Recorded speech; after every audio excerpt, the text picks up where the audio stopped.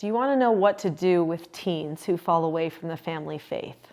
I think that's something that a lot of people are struggling with right now, and I would like to address it. I'm Nicholeen Peck, and I talk all over the world about parenting, good communication, family dynamics, and how to solve problems through the lens of the principle self-government.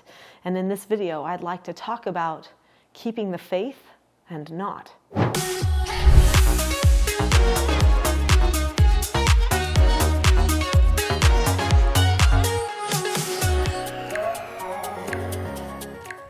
In this video, we're going to talk about traditions of faith and what those do for children and for families. We're going to talk about different ideologies related to faith traditions and cultures of faith and how this is impacting families and what parents can do. There is hardly a day that goes by that people do not contact me and talk to me about something that's happening with their child, where their child suddenly doesn't believe in their faith anymore, or their child is questioning the value and the purpose and the meaning of life. Our youth are struggling. As I thought about making this video for people, I realized this is probably one of the biggest videos that people might need right now. And I know it's hard. I used to think, okay, be careful what college you send your child to because their consciences can get raped at college. That's what I used to tell people. They could be raped because of the way that they're programming people there. And so I would say, pick your college carefully. Well, here's the deal. Even if you pick your college carefully now, it's still there. People are questioning everything. The children have to hit that wall of, do I really believe it or not? So in my church congregation, I head a young women's organization, and I work with the youth that are ages 11 to 18, and I see a lot of them struggle. Sometimes they're really dedicated to God and to religion. Sometimes they're connected to their families, and then sometimes they're not. And they're struggling, and you can tell they're lost, and they're looking for social acceptance, and they're trying to decide if they want to spend their time and their energy caring about God or not. Inside, they want to know more, though. Can I tell you that? That's super important. Every time we do activities in our young women's activity nights and our young women's organization, they want to know the meat of stuff. They want to know the whys of gospel. They want to really understand the truths contained in Holy Scripture. They want to know. And when we just focus on having a fun time, which I think people did in past generations, doing something cool or cutesy, I'm going to dress just so that they'll like me, I'm going to be fun and playful. Those things only go so far now because you know what? They want real meat. They don't just want the milk. We have to do something about that. As a population that is raising these children, they need to know more. And when I say more, I don't mean all the perverted stuff more. I'm talking about the truth stuff more. And that rests heavily on the parents. Because the stuff that's happening in the schools and in social media and in all the ideological and political debates is quite frankly confusing, and it undermines their very identity and purpose in life. It gets so confusing, they're not sure if they dare believe something. That's where people are getting to. So what can we do about it?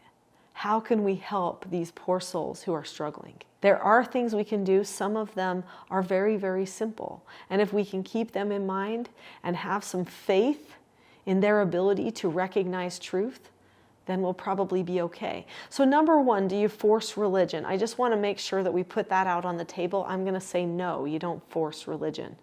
Do you create a strong religious culture in your family? Yes. You can create a strong religious culture in your family. It's part of your identity. It's your family. It's your culture. That is the culture that they are being grown in. You want to give it everything you've got. But if they start wondering if it's true, if they start pulling away a little bit from it, if they start questioning it because somebody has soured their waters or presented doubt to them and they started to entertain it, do you panic? No. Do you force? No. What do you do then? You stay true. You stay solid. And you still help guide. Let's talk about how to do that. But before we do, can you click that subscribe button? I want people to see this video. If a lot of people subscribe to this channel, YouTube will show this video to people, and I think they need it. I think we all need it right now. So how do you stay true? What does that even mean? Well, you've got to know who you are and why you believe, okay?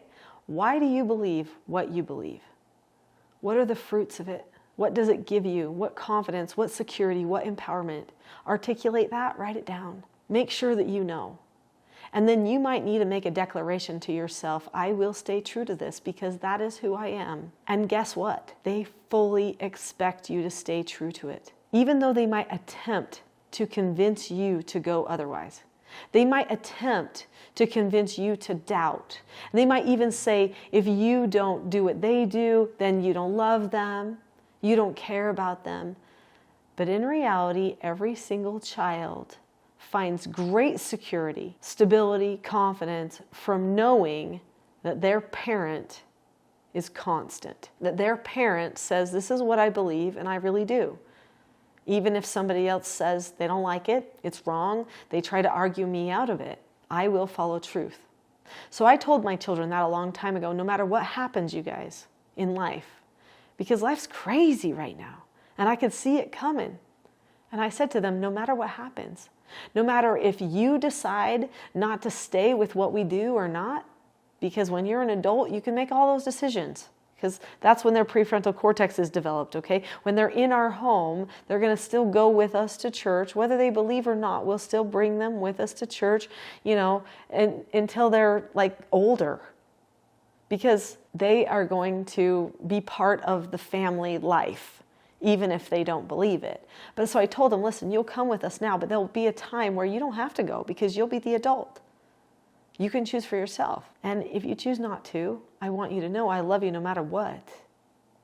But I also want you to know I always am searching for truth. That's part of who I am, and I will continue to search for it and stand for it no matter what.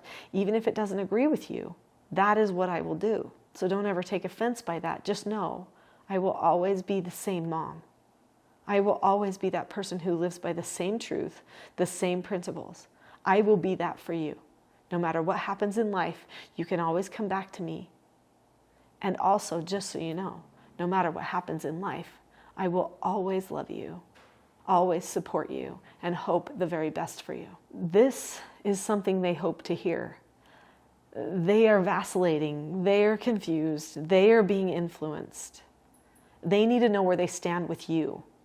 You are more of their foundation than the faith is when they're at that point. So you've got to be the foundation. That means that when you correct them about something, you've got to be calm. You've got to be able to, not have that be such a big deal, right? Just regular life stuff. So learn skills. That's what I teach in my Teaching Self-Government course. I teach parents how to communicate with their children in predictable, low anxiety ways, so that those moments when a child needs to be corrected aren't the moments that the child thinks define their existence in your home and in your family, that somehow they don't measure up.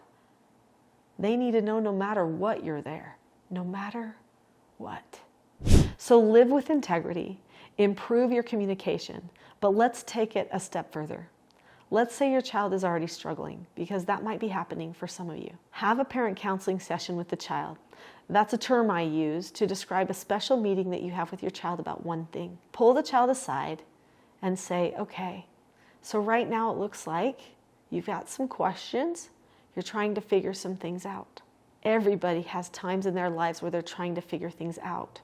You're not alone. I've been there too. Make sure you let your children know that you had to come to your beliefs on your own too. You had to decide that a truth really was a truth. You tested a few things. Let them know they're not bad or alone, but they are doing something that every person does. But oftentimes they don't make it a public thing. They just do it on the inside, and it all is better. But nowadays, testing your family's faith has become public because of social media. Everybody's chiming in on this and trying to influence the child even more. So tell them you know what's going on. Tell them you support that they're on a journey right now. And tell them that they need to keep putting it to the test. Say, hey, while you're here, just keep coming. You don't have to believe it, but keep coming. Keep reading the scriptures with us as a family. Keep praying with us as a family, because that's part of our family culture. And we'll never kick you out of the family. We always want you in the family culture with us. But even if you don't believe it, you can still love us through it, can't you? That's what they're hoping you'll do for them. So make sure that they also know you want them to do that for you too. Get on the same page with this discussion about journeying in faith. Have integrity. Live with testimony. Be a witness of the believers, and then your children will see your fruits. They need to see good fruits. They are being told by everyone that the fruits of a gospel living life, the fruits of a person of faith, are not good. That's not true. In fact, that is purposely lying to people. It's completely warping what a person of faith does, taking their actions, their beliefs, their thoughts, and turning them instead into something that they're not. So live as a believer and have your fruits really be felt by your children. Love is important, massively important. If you're having a hard time loving them, pray to love them. On a regular basis, pray to see them as God sees them, because He knows the beauty that's in there. Don't get discouraged. They have a lot of time left, forever left, and God loves them just like He loves you. He's going to help them along, and maybe you can be part of the help as long as you maintain your strength in your faith and love them through their struggles at the same time. I would like you to have some help. Maybe some calmness help could be appropriate at this time when things aren't exactly like you'd like and maybe you're experiencing stress. Well, I have a Calm Parenting Toolkit that I would like to give you for free. In the description below this video, there is a link that says teachselfgov.com/toolkit. Click on the link to that course now, and you will have 10 lessons to help you be calm when somebody else isn't. Help them get calm without losing your calmness at the same time, and you will be beginning your journey towards self-government that will not only help you have more freedom, but it will help your children feel free too as they go through this difficult time in their lives. God bless you. I'm praying right there with you for our world and for our youth. Click the link now. I'll see you there.